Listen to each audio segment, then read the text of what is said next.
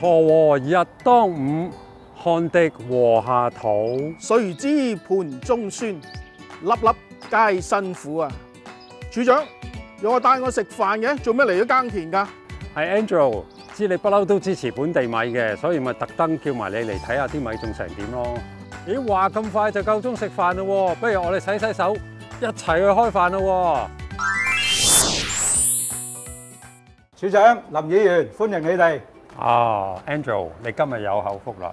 我特登揾阿根叔出嚟，介紹佢自家種植嘅本地米。兩位，喺你哋面前嘅咧就係我哋喺二澳裏邊種嘅油尖米啦，絕對係100%香港生產嘅本地米。我哋農莊主要種植油尖米，米粒咧比泰國米細，但又冇日本米咁黏。未煮熟之前米香唔多，但煮熟之後當中嘅油分可以充分發揮出嚟。嗱，咁靚嘅米咧，我哋就梗係要煮煲仔飯啦！香港種嘅稻米咧，好優質嘅，我都想即刻試下，有幾好味。好啊，我揾條臘腸出嚟先。哎呀，弊家伙啦，啲臘腸俾我食晒添，咁我點算好咧？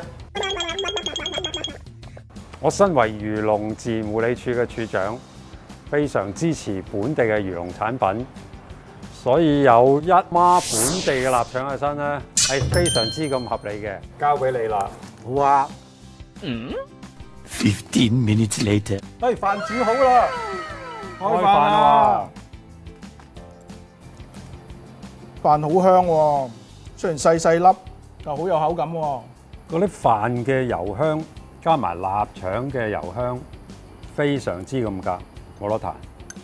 冇錯啦，呢個就係油尖米嘅特色啦，大家慢慢食多兩啖啦。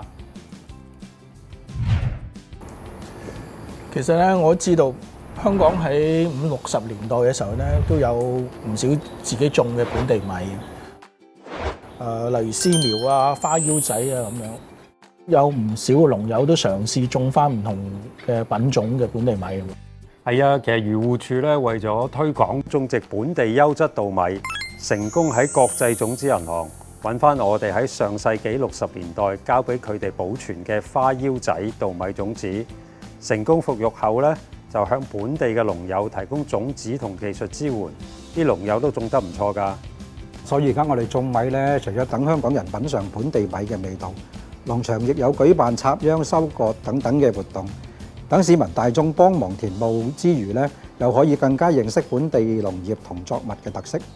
喺香港又潮濕又多雨嘅環境，即係種米都唔容易啊！係啊，尤其是呢幾年咧，種米真係粒粒皆辛苦㗎。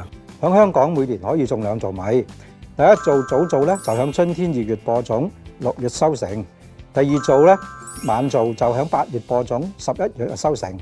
每年收成多少係要視乎當年嘅天氣而定。好似臨近收割嘅時候遇到太多嘅雨水，就會好影響農作物嘅品質同埋後續嘅處理。